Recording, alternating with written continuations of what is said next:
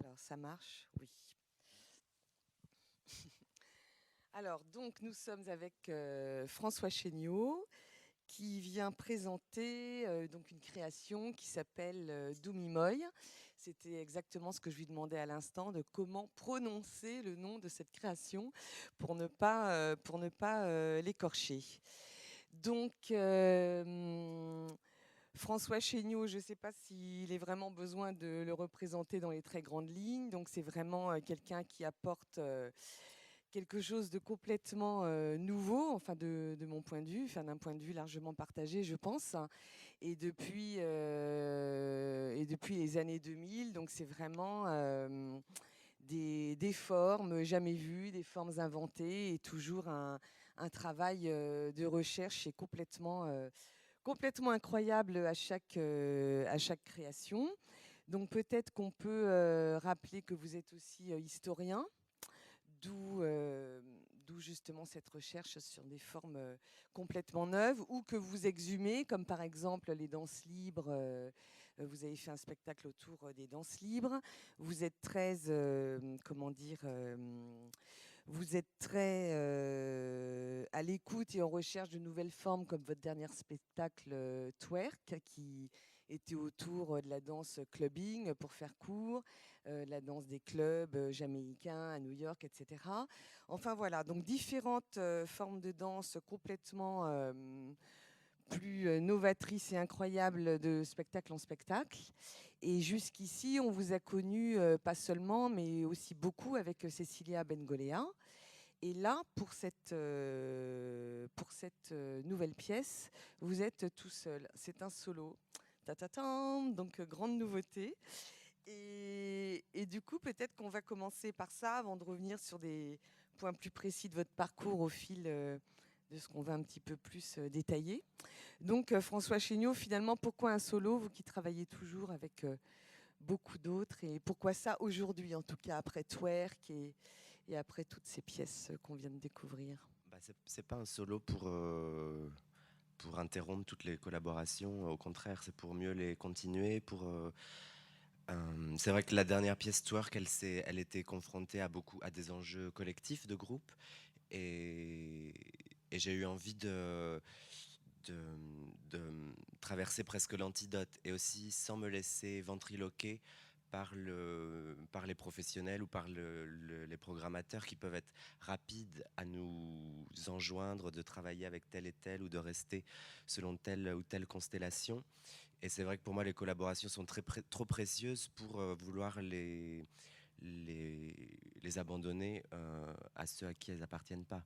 Donc pour moi, c'était important d'aller vite presque, de me dire c'est vraiment le moment de cette année de me lancer dans, cette, dans ce travail, mais pas pour me lancer dans une carrière solo, mais pour explorer qu'est-ce que c'est que de travailler comme ça. Et c'est comme un, et je l'ai éprouvé toute l'année. C'est un écosystème tellement différent que celui de travailler à 2, à 5, à 3, à 4. C'est une manière de réfléchir, de se connecter au monde, de se connecter à soi-même, de faire venir les gestes, de faire jouer son sens critique, tellement différente. Et c'est aussi un peu, à un moment, j'avais un peu la métaphore de vêtements. C'est comme si on travaille à deux, c'est comme si je veux pas tout le temps travailler en groupe, c'est comme si je voulais pas tout le temps mettre un jean et un pantalon. Je peux vouloir mettre une combinaison. Et pour moi, c'est un peu Ah la bah même ça chose. va, vous mettez pas que des jeans et des Voilà. pantalons, de toute Mais façon, donc on est tous rassurés. de travailler en solo, c'est un peu comme de mettre un vêtement qui change. Ça change le. Et donc voilà, j'ai pas envie de porter tous les jours les mêmes vêtements. Et voilà. Alors, bon, j'avais plus envie de vous interroger plus, davantage sur le solo, ses figures, etc. Mais puisque vous parlez de vêtements, donc là, je saisis la balle au vol, parce qu'on vous a toujours, on vous a souvent vu sur les plateaux, bon, dans Twerk, vous dansiez comme une toupie, enfin, pour résumer, avec une perruque blonde insensée. On vous a vu faire des pointes dans le sacre de Dominique Brun. Enfin bon, donc on vous a vu avec des tenues très différentes, extravagantes, etc. Et là, effectivement, pour ce solo, une des surprises, disons, de la pièce va être justement votre tenue, spécialement commandée à un couturier qui habite Anvers. Et donc j'aimerais bien que vous nous parliez de ça, parce que forcément la gestuelle inventée va être différente, et ça renvoie là encore à des tas de couches d'histoire, mais on ne peut pas parler de tout. Donc parlez-nous, s'il vous plaît, de ce costume et de cette danse que vous inventez avec, parce que... Bah, c'est vrai que c'est certes un solo, mais ça reste néanmoins une collaboration avec Romain Brault, qui est donc un couturier de mon âge, basé entre Anvers et Paris. Et c'est en fait la première fois, effectivement, pour chaque pièce, les costumes et la manière dont on est habillé, c'est très déterminant. Mais on n'avait jamais travaillé avec de designer ou de couturier. Donc c'est la première fois que je travaille avec quelqu'un avec qui on a collaboré longtemps pour vraiment construire quelque chose ensemble. Et c'est vrai que bah, vous verrez la pièce, ça a une importance capitale, à la fois visuelle, en termes de chorégraphie, et ça charrie beaucoup de significations aussi. Donc voilà, je sais pas si je dois vraiment décrire le costume. En tout cas, c'est Un tout petit peu plusieurs pour donner. costumes assez monumentaux et qui amalgament des techniques de confection très diverses. À la fois, lui, là, il y avait le défilé de sa collection samedi pendant la Fashion Week Homme. Donc c'est vraiment, il est à la fois très inscrit dans voilà, dans les circuits de la couture, etc. Et en même temps, c'est très artisanal. Donc, il peut aussi bien utiliser un renard précieux que de la colle à chaud, vraiment bricolée, des cheveux des décorations au laser. Donc, c'est des imbrications de techniques à la fois très anciennes, du tissage de végétaux, et assez, disons, récente. Voilà, le laser en est un bon exemple. Alors le laser, ça, tout de suite, ça renvoie à des images complètement cyberplanète et dans un monde au-delà. Ça renvoie aussi finalement au passé avec ces danses futuristes. Et c'est vrai que quand j'ai un peu lu votre note d'intention, enfin le projet de cette pièce qui nous reste à découvrir, forcément, je pensais avec justement votre approche d'historien aussi, d'historien des différentes pratiques corporelles. C'était difficile de pas penser à toutes ces danses futuristes, à Oscar Schlemmer ou à tout ce passé où en fait le costume est tellement important dans la mesure où il contraint le corps, et c'est pas la première fois d'ailleurs que vous travaillez ainsi. Je me souviens, je crois, en Duchesse, vous aviez aussi cette idée de corps contraint par ces costumes. Donc vous qui avez, enfin qui adorez les, je sais pas comment dire, pas déguisement, transformisme, je sais pas comment on peut appeler ça. Peut-être que c'est vous qui l'appelleriez mieux que moi. Donc qu'est-ce que vous cherchez en fait avec ces costumes pour, enfin quelle danse est-ce que vous pouvez inventer en étant contraint, et enfin c'est des métamorphoses, mais lesquelles finalement? Voilà, c'est moins la contrainte pour ce qu'elle diminue que surtout bah, pour chaque pièce, mais spécialement pour celle-là, c'est plus la valeur positive de ce que le costume apporte plutôt que la valeur négative de ce qu'il enlève. Même si néanmoins, dans le cadre dans lequel je joue, donc c'est un petit espace, je suis vraiment proche du public.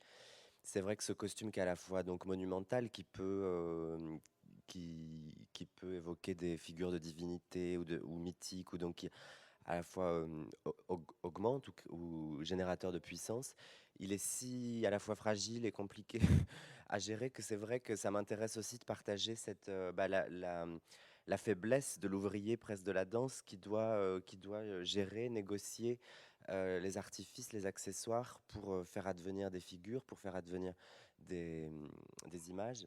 Et j'essaye pas de masquer ou de nier ouais, bah, l'effort et la difficulté que ça implique.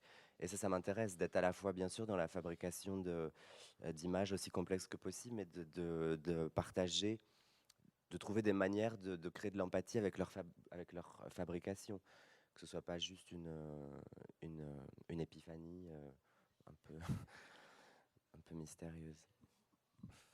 Et donc il s'agit, enfin, sans dévoiler toute la pièce, il s'agit de métamorphose. Enfin, qu'est-ce que c'est justement, ça m'intrigue parce que je ne sais pas encore ce qu'est cette pièce.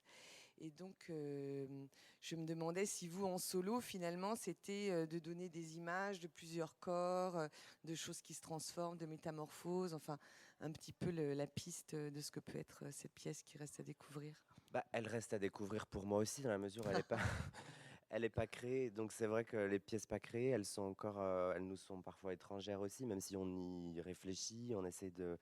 Il y a plein de questions qui s'y articulent, mais je n'ai pas encore trouvé la formule qui la résumerait. Mais c'est sûr qu'il y a une mutation permanente, parce qu'il y a plusieurs costumes. Donc en l'espace d'une demi-heure, mes proportions changent régulièrement. Mais c'est aussi, hier il y avait la Générale avec du public et je me disais c'est aussi un concert en fait parce que c'est une forme de danse chantée où je chante en permanence. Donc quelqu'un m'a dit ah en fait j'ai vu ta pièce comme un concert et donc et pour d'autres voilà je sais pas encore elle est encore trop ouais je l'ai pas encore complètement comprise, je sais pas, c'est pour ça qu'on l'a créée pour savoir. Et du coup, comme un concert, c'est un récital. Alors, il me semble que j'ai lu que vous disiez ça peut être une pièce récital. Mais récital, c'est aussi une grande tradition. En danse, on pense à Cunningham. Enfin, c'est une forme qui est très ouverte et En fait, c'est peut-être moins un récital parce que ça reprend aucun des codes du récital, mais plutôt, j'ai l'impression de traverser le fait de chanter et de danser en même temps, que pour moi, je relie plus à l'histoire du music-hall. Mais sauf que ça ressemble pas du tout non plus à du musical. J'essaye de tenir ensemble ces deux axes avec autant de, comment dire, sans faire de concessions ni à l'un ni à l'autre, c'est-à-dire d'être aussi intense et spécifique avec le chant qu'avec la danse, et de le tenir les deux en même temps, même quand ça semble impossible, et pour inventer une forme de danse chantée qui à la fois effectivement peut se relier à la généalogie du musical ou à des formes de danse sacrées où le corps est à la fois mobile et vocal. euh, alors vous parliez du musical. Et en fait, vous parlez aussi de, comment dire, de ce corps qui, grâce à la voix ou à cause de la voix, se transforme aussi par cet élément-là. Et en fait, ça me semblerait assez intéressant que vous parliez de ces états de transe que l'on retrouve de temps en temps en fait dans vos pièces. Et là, d'après ce que vous décrivez, je me dis que c'est quelque chose qu'on risque de retrouver un peu. Enfin, je ne sais pas parce que je n'ai pas vu, mais j'imagine que c'est. Est-ce que ça traverse votre pièce ou pas du tout quand on pense au côté vocal comme ça Je sais pas, c'est difficile avec cette notion de trance. Pour moi, j'ai pas du tout travaillé à partir de ça, mais plutôt c'est des partitions très exigeantes. Donc c'est vrai qu'il nécessite un état d'articulation, de concentration et puis de mobilité vocale qui mettent dans un état à la fois ouais, de concentration et j'espère, de disponibilité. En fait, évidemment, ce qui m'intéresse, c'est d'inventer un corps qui, qui échappe à son quotidien. Donc c'est vrai d'augmenter à la fois d'augmenter ses capacités, mais aussi d'augmenter sa disponibilité. Et donc c'est plutôt ça. Après la transe, c'est une catégorie qui, est- qui peut prêter à confusion, je trouve des fois. Donc qui brasse des voilà, qui choses brasse complètement beaucoup. Voilà, différentes. ouais. Ça, c'est certain. Euh, et donc, en fait, vous parliez de la proximité avec le public. Qui hier vous a donc particulièrement intéressé, puisque ça devait être la première fois, j'imagine, ou une des premières fois où c'était pas encore vraiment du public, mais des gens ont assisté donc à cette étape de la pièce. Et donc là, c'est un dispositif un peu particulier pour Montpellier. C'est dans la chapelle des Récollets, je crois que c'est ça. Non, pas du tout, la chapelle des La Récollets. chapelle Béjart. Ah, chapelle Béjart, pardon. La salle Béjart. Donc, pardon, je me disais que c'était dans un endroit que je connaissais pas bien, mais bon, voilà. Et donc, parlez-nous de ce dispositif, parce que c'est un temps bien déterminé, bon, ça, évidemment, mais un temps particulier, plusieurs fois dans la journée. Donc, expliquez-nous un peu ça et pourquoi vous l'avez fait comme ça, finalement. Bah, c'était vraiment un des points de départ du travail aussi, donc que je voulais pas être sur un plateau et ne pas être soumis à ce qui peut aussi donner beaucoup de puissance évidemment, mais pas être soumis à la technique théâtrale habituelle. Donc il y a aucune lumière suspendue et c'est pas sur un plateau et j'ai emmené moi-même un système d'assises sur lesquelles les gens peuvent. Donc on est en un sens complètement autonome, on peut aller pas n'importe où, mais presque, c'est-à-dire si on a le noir et la hauteur suffisante pour le costume, et ben, Pas encore sûr. et ben on peut aller, Alice au pays des merveilles. où on veut. Donc ça m'intéressait, et aussi j'avais envie d'éprouver ce que j'avais plus ou moins un peu déjà éprouvé, mais dans un format encore plus réduit du tête-à-tête et de la réitération. Et donc là, c'est pour 50 spectateurs, donc c'est une petite jauge. Mais au-delà des contraintes, disons, économiques qui font que c'est assez difficile de faire une pièce une fois par jour pour 50 spectateurs parce que c'est, voilà. J'avais envie de, de réitérer quelque chose qui semble aussi pas réitérable. C'est-à-dire que souvent, on voit, il y a le spectacle à 8 heures ou à 9 heures. C'est un peu la chose unique à la fois pour les performeurs et pour le public. Mais si on le manque, on l'a raté. Et j'avais envie alors que par exemple d'autres formes, le cinéma, on peut choisir sa séance, il y a d'autres types de... Mais la danse, pour l'instant, ou évidemment les musées, si on n'est pas là à 8 heures, on a loupé, on peut pas le voir. Et en fait, en lisant aussi des livres justement d'histoire, je me rendais compte que aux États-Unis, il y avait ce qu'ils appelaient les dime museums, les musées à 10 centimes, ouais, qui étaient dans les faubourgs, d'abord un peu interlopes, où c'était des espèces d'expositions plutôt de monstruosité ou de choses singularité. Et très vite, en même temps, il y a eu des spectacles de danse acrobatique ou de danse étonnante.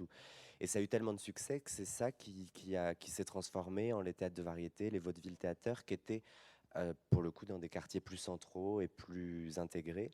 Et qui ont eu et où c'est là qu'ont commencé Loïc Fuller, Rousse Saint-Denis, beaucoup de celles et ceux qui sont devenus des figures pionnières de la danse moderne, qui ont inventé les figures de la danse solo.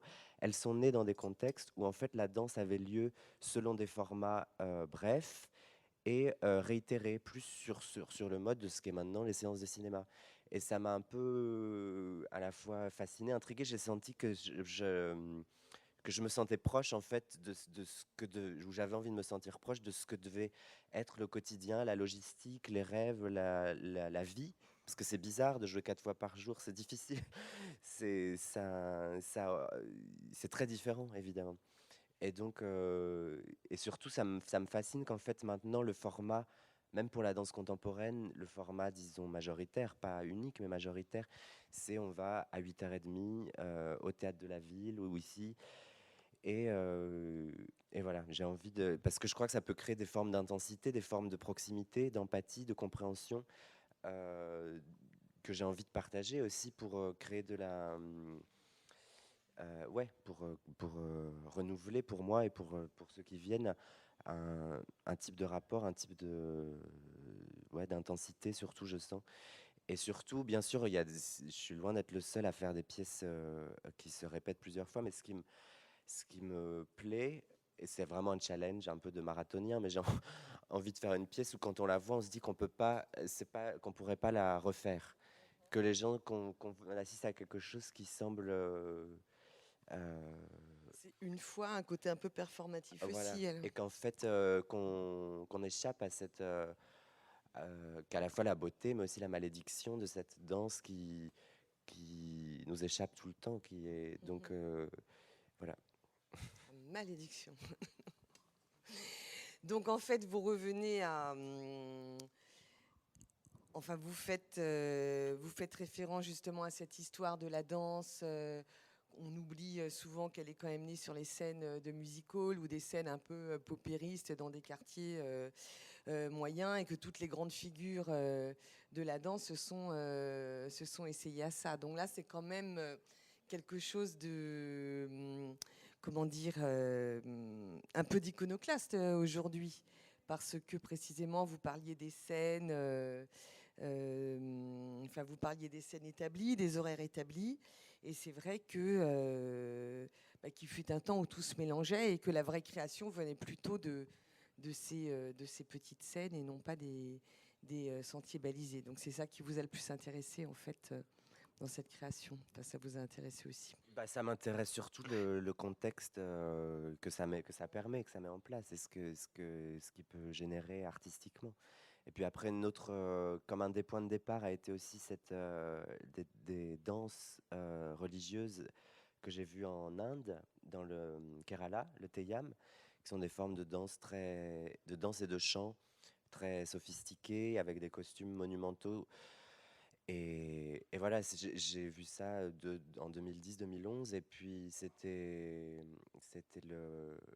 comment dire, une fascination, mais un peu qui me laisse perplexe aussi. C'est-à-dire que je me demandais quoi faire de cette fascination pour ces danses dont on admire à la fois la virtuosité, le savoir-faire de costumes, de maquillage, de chorégraphie, et mais qui en même temps, dont on sent bien qu'elles prennent leur virulence du fait qu'elles appartiennent à une tradition, à un contexte particulier. Donc j'ai eu ma perplexité et à la fois mon désir, ma fascination, mon envie de m'en approcher, presque enfantin, mon envie de leur ressembler.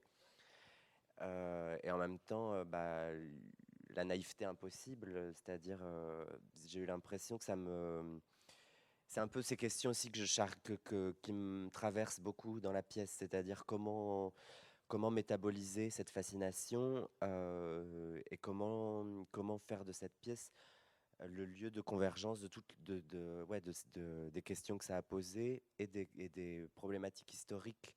C'est-à-dire qu'en lisant aussi sur d'autres, je me rends compte que la danse moderne, elle s'est aussi fondée sur cette fascination-là pour les danses dites d'ailleurs, ou les danses dites exotiques, qui ont tout d'un coup été rendues disponibles aux regards occidentaux avec les expositions coloniales, et avec le music hall, avec la vogue des danses exotiques, et qui ont permis deux types de créations, à la fois plein d'artistes occidentaux ou américains qui, voyant ça, évidemment les plus connus sont Ruth Saint-Denis, mais il y en a plein d'autres, en fait, plein d'autres qu'on a complètement oubliés, qui alors soit décident d'investiguer, d'être très rigoureux de devenir d'apprendre toutes les techniques, les principes, ou au contraire d'inventer des dérives complètement fantaisistes, farfelues, sans aucune rigueur.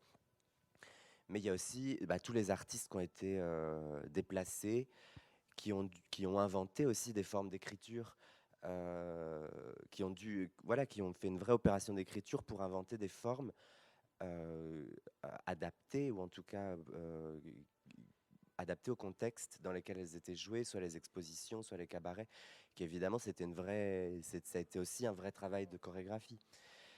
Et j'ai l'impression que c'est une source ambiguë, complexe, mais qui en fait je me rendais pas compte à quel point ça nourrit, mais même dans plein de types de physicalité, comment beaucoup ouais, c'est comme, j'arrive pas à trouver d'autres mots que source, c'est comme une des sources. Et voilà, donc c'est aussi une des questions que j'essaie après j'en discutais hier beaucoup avec les étudiants, c'est comment rendre visible cette source, mais en même temps les questions qu'elle pose. Et pour moi, le contexte d'être là dans ce petit lieu, d'être aussi dans cette forme de danse chantée, donc qui le relie très spécifiquement à l'histoire du musical. Je sais pas, j'ai l'impression de circuler, mais voilà, quand je disais que c'est encore, il y a encore plein de choses qui me restent à découvrir. Ça en fait partie pour comprendre comment tout ça s'articule. Bon. Gérard, tu as une question? Oui, je vois que ça, tu piétines pour poser tes questions. C'est uniquement à cause de l'heure, je suis habitué Oui, non, mais... au rituel de la maison. Tout à l'heure, on a entendu le mot extravagance pour caractériser votre manière donc d'inventer votre apparence en scène, mais aussi dans le quotidien. Et je ne suis pas du tout sûr que ce mot fasse vraiment droit à ce dont il s'agit, à l'enjeu. Je le trouve assez réducteur, disons. Donc j'aimerais... Je peux le préciser. Si non, mais je préfère ce soit François Chéniaud qui précise éventuellement, si vous en avez envie, de quoi s'agit-il de ce travail, effectivement, de l'apparence de vous-même, qui est aussi au quotidien autant que peut-être sur scène. Voilà, quel en est l'enjeu. Peut-être à la limite que vient faire la moustache, soudain. C'est une question juste pour parler de la moustache, c'est ça? Non, c'est sûr, extravagance, en un sens, je ne m'identifie pas dans la mesure où je sais pas comment dire, mais c'est un terme triste pour moi dans le sens où c'est comme si il y aurait une forme quotidienne, banale pour tout le monde, et puis que juste quelques personnes un peu, je sais pas, un peu folles pourraient s'offrir des extravagances en fait et dans les pièces et selon les contextes quotidiens mais bon, chaque contexte est tellement différent.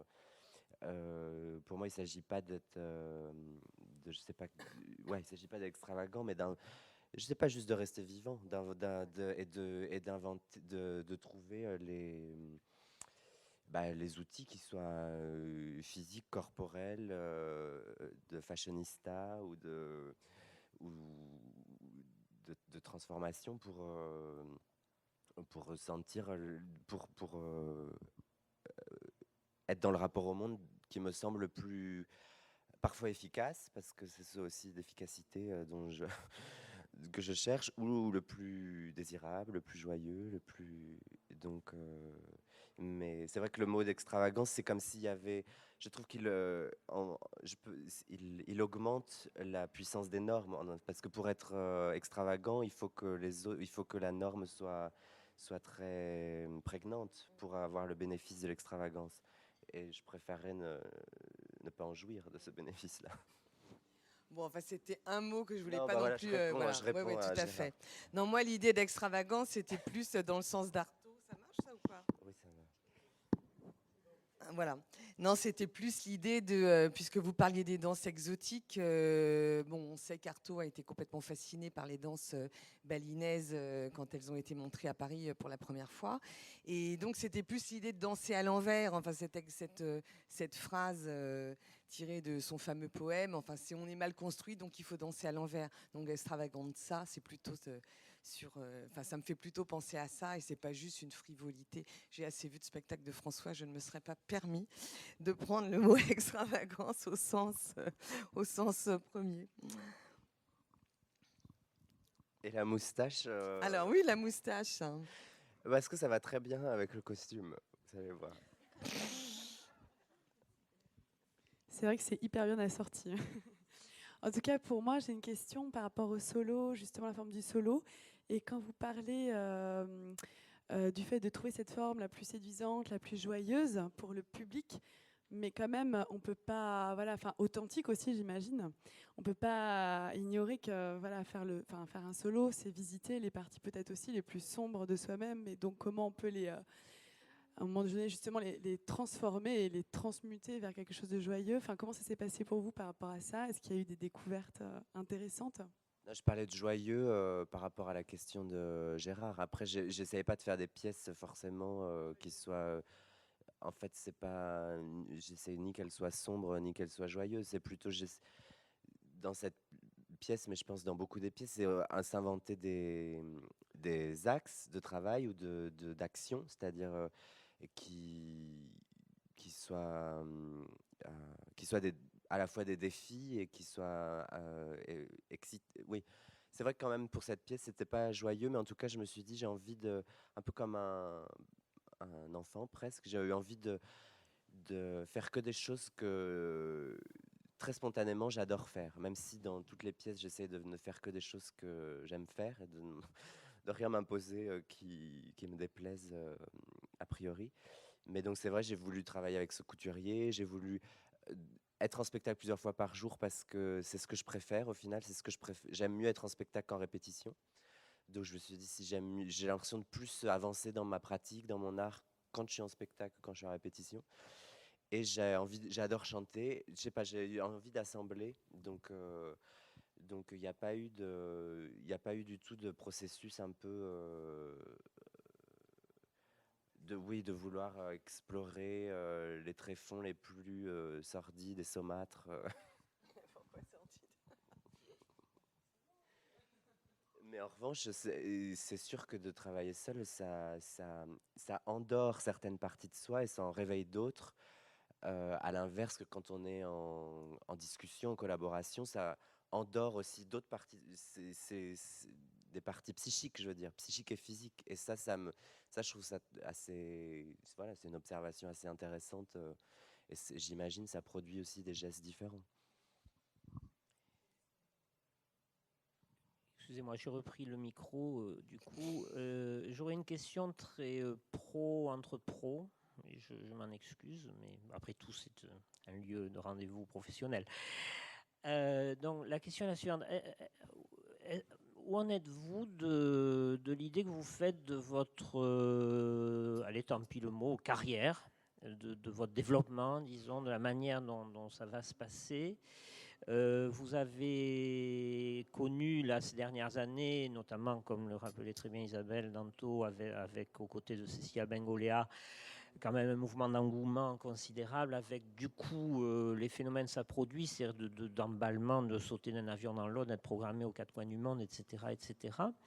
Vous avez un petit peu évoqué au départ, via d'ailleurs Isabelle aussi, le fait que ce solo pouvait chercher à répondre, c'est un antidote peut-être, je crois, à cette situation. Mais du coup, voilà, depuis plusieurs années, vous êtes là, jeune, indépendant, menant vos projets, chaque fois d'ailleurs très différents.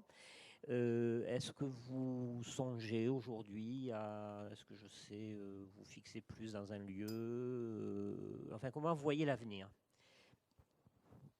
Si vous le voyez.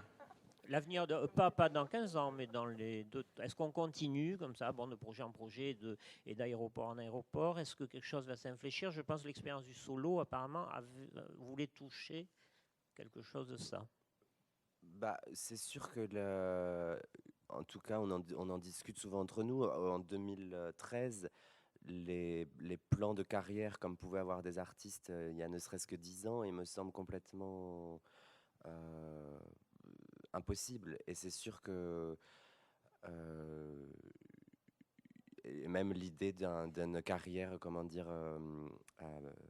pyramidale, avec où on franchit les échelons auprès des institutions, etc. Comment dire, c'est pas, j'y vois pas pour l'instant j'y vois pas un futur concret. Donc c'est plutôt, mais en revanche, inventer mon avenir et me donner les moyens de la liberté de l'inventer, c'est ce à quoi je réfléchis chaque jour. Mais je pense vraiment pas que ça puisse, en tout cas en ce qui me concerne, passer en suivant ce qui subsiste du parcours institutionnel en France. Donc j'ai 1000 idées, 1000 options, mais en tout cas, elles ne passent pas par, pour l'instant, m'installer dans un lieu en province. Non.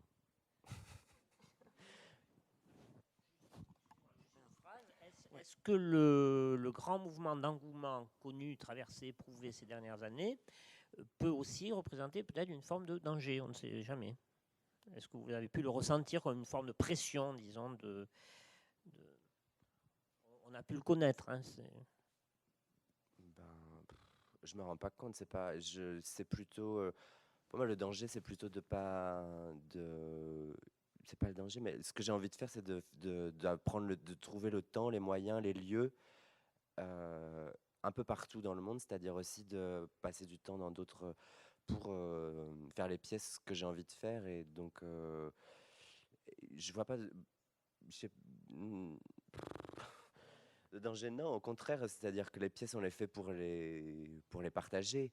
Donc, presque à chaque fois qu'on a joué, dans les endroits où on a été, ça a été toujours une satisfaction de pouvoir présenter le travail qu'on a fait, qui répond nous à des envies, à des besoins, à des questionnements. Donc, c'est jamais des travaux téléguidés par des institutions ou par des directeurs. Donc, dans ce sens-là, le danger que je verrais, c'est d'être, comment dire, de se laisser ventriloquer. Pour moi, c'est ça, c'est-à-dire se ventriloquer dans un rythme ou dans une configuration de travail qui, à un moment, fait plus de sens.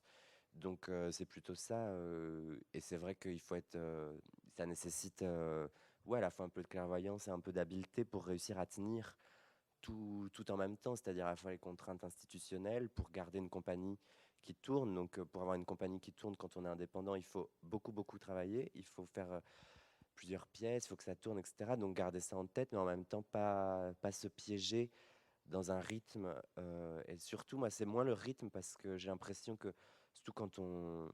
J'ai pas l'impression que mon rythme a changé depuis que je suis au collège, en fait. Parce que quand on étudie la danse, on fait le matin le collège, l'après-midi. Le rythme, j'ai toujours l'impression qu'il a toujours été le même. J'ai pas eu l'impression d'un changement de rythme à un moment ou d'emballement. Donc, c'est plutôt le danger pour moi, c'est de ne pas réussir à se réinventer ses propres contextes de travail. C'est plutôt ça. Mais le rythme, j'y suis habitué depuis que j'ai 10 ans, en fait. Bon, on termine ici cette rencontre et puis du coup, on a hâte de voir et surtout d'entendre ce que vous allez chanter.